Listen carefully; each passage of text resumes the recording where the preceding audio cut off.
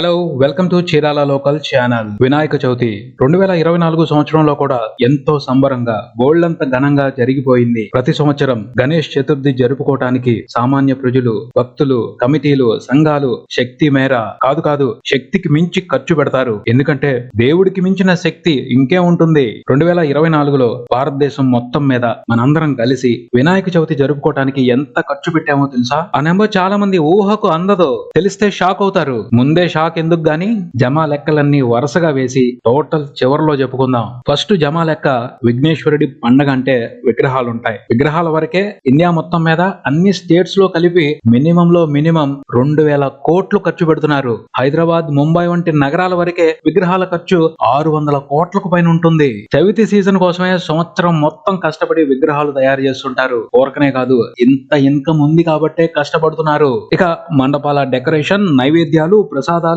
అన్న సమారాధనలు, సాంస్కృతిక కార్యక్రమాలు, అందులో డీజేలు ఉంటాయి, రికార్డింగ్ డాన్సులు ఉంటాయి, పద్ధతిగా సాంప్రదాయ నృత్యాలుంటాయి, అన్ని రకాల కలగాపులగాలు ఉంటాయి. వాటితో పాటు నిమజ్జనం ఖర్చు కూడా ఉంటుంది. ఇవన్నీ కలిపి మండపాల వరకే ఇండియా మొత్తం మీద 3000 కోట్ల ఖర్చు ఉంటుందని అంచనా. మండపాల వరకే దేశవ్యాప్తంగా విగ్రహాలు ప్లస్ మండపాల నిర్వహణ ఖర్చు దాదాపు 5000 కోట్లు దాటేస్తుంది.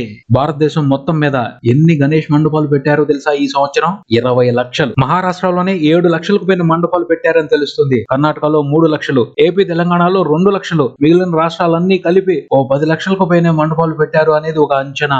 ఇక దేశం మొత్తం మీద సామాన్యులు ఇంట్లో కూడా పండగ చేసుకుంటారు. ఆ పండగ ఖర్చు పువ్వులకి, మాలలకి, కొబ్బరికాయలకి, ఇతర పూజా సామాగ్రికి టోటల్ ఇండియా మొత్తం మీద దాదాపు 1000 కోట్లకి తగ్గకుండా ఖర్చు ఉంటది అని తెలుస్తుంది. పండగ అంటే స్వీట్స్ ఉంటాయి. స్వీట్స్ వ్యాపారంతో స్వీట్ షాపులు ఇండియా మొత్తం మీద దాదాపు 2000 కోట్ల బిజినెస్ జరుపుకుంటున్నాయని తెలుస్తుంది. ఇది అఫీషియల్ లెక్క.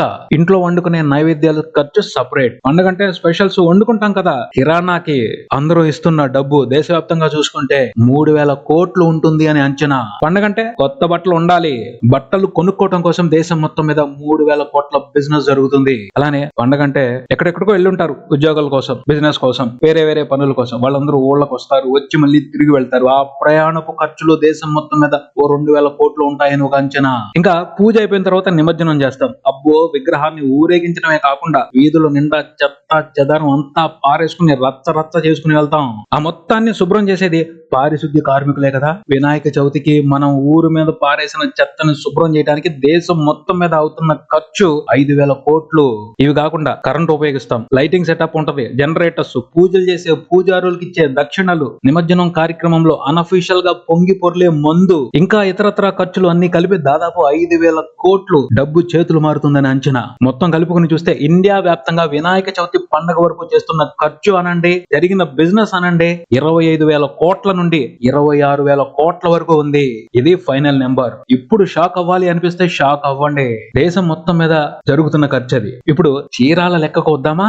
చీరాల్లో ఈ సంవత్సరం ఎన్ని మండపాలు పెట్టారో తెలుసా? 200 పైనే అని తెలుస్తుంది. వాటిలో ఎంజీసీ మార్కెట్ లో పెట్టిన మండపానికి సంబంధించి అయిన ఖర్చు 20 లక్షలు. చీరాల మొత్తానికి ఇదే హైయెస్ట్. దీని తర్వాత లక్ష్మీ నాని సమ్మర్ స్పెషల్ వాళ్ళు సెకండ్ హైయెస్ట్, 12 లక్షలు ఖర్చు చేశారని తెలుస్తుంది. ఈ రెండు కాకుండా మిగిలిన మండపాల్లో వేడుకల ఖర్చు యావరేజ్ గా చూసుకుంటే చిన్న మండపాలు ఉంటాయి, పెద్ద మండపాలు ఉంటాయి. చిన్న మండపాలు మినిమం 50,000 ఖర్చు పెడితే పెద్ద మండపాలు 5-6 లక్షల వరకు ఖర్చు పెడతారు. సో 198 మండపాలకి యావరేజ్ గా ఒక 2 లక్షలు అని వేసుకుంటే విగ్రహాలకి, పూజా సామాగ్రికి, అన్న సమారాధనకి, డీజే, డప్పులు, మేళ తాళాలు అన్ని కలిపి 3,96,00,000 అని తెలుస్తుంది. ఆ స్పెషల్ మండపాల ఖర్చు MGC market, summer Nani special వాళ్ళ ఖర్చు 32 లక్షలు ఉంది. మొత్తం చీరాల వరకు మండపాల ఖర్చు అంచనా 4,28,00,000. ఇక సామాన్య జనం పూజ కోసం ఖర్చు పెట్టిన ఖర్చు ఎలా ఉందో చూద్దాం. చీరాల్లో 1,00,000 నుండి 1,15,000 వరకు జనాభా ఉన్నారు. సుమారు 24,000 కుటుంబాలు. అందులో అఫీషియల్ గా చూసుకుంటే హిందువులు 93.3%, కానీ అన్అఫీషియల్ గా హిందువులు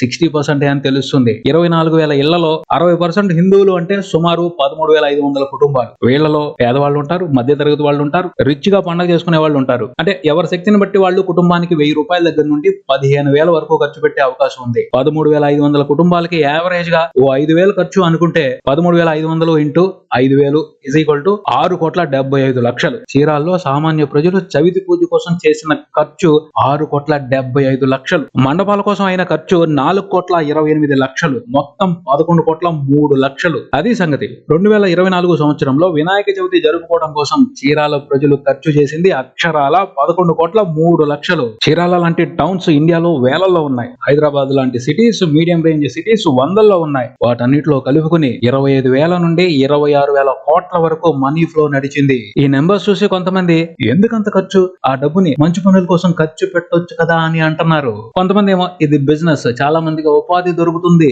మంచే కదా అని మాట్లాడుతున్నారు. ఓకే, ఎవరి వాదన వాళ్ళదే. పోతే మనం గమనించాల్సింది ఏమంటే, సొసైటీ నుండి ఒక చోటికి డబ్బు గ్యాదర్ అవ్వాలి అంటే ఒక బలమైన కారణం ఉండాలి. దేవుడు అనే ఎమోషన్ ఎప్పుడూ బలమైన కారణమే. ఆ ఎమోషన్ ని స్వార్థం కోసం కాకుండా మంచి కోసం, ప్రజల ఆనందం కోసం ఉపయోగించుకుంటే పర్లేదు. కానీ అలా జరుగుతుందా? జరగట్లేదు. వినాయకుడి పేరు మీద వసూలవుతున్న వేల కోట్ల డబ్బులో 50% to 60% మాత్రమే సక్రమంగా ఖర్చు అవుతుంది. మిగిలిన 40% to 50% దేవుడి పేరు చెప్పుకుని అక్రమమే జరుగుతుంది. ఇది కాదనలేని వాస్తవం. 26,000 కోట్లలో 40% అంటే 10,000 కోట్లు అనవసరమైన పద్ధతిలో ఖర్చు అవుతుంది. ఆ అక్రమమైన ఖర్చుని మంచి పనుల కోసం, అనాథల కోసం, అభాగ్యుల కోసం, డబ్బు లేక చదువుకోలేకపోతున్న వాళ్ళ కోసం ఖర్చు పెడితే పుణ్యం రాదా? అలా చేస్తే పుణ్యం ఇవ్వను అని దేవుడు చెప్పాడా? మందు కొట్టి చెవులు బద్దలయ్యేలాగా డీజేలు పెట్టుకుని చిందులేస్తేనే పుణ్యం ఇస్తాను అని దేవుడు ఎక్కడ చెప్పాడు? దేవుడు ఎప్పుడు అలా చెప్పడు. భక్తులే వాళ్ళ స్వార్థం కోసం దేవుణ్ణి ఏమారుస్తారు. ఇది ఎంతవరకు సమంజసం? ఒకసారి ఆలోచిద్దాం. That's it. మరిన్ని మంచి వీడియోల కోసం subscribe and keep watching Chirala local channel. నా చీరాల, మన చీరాల.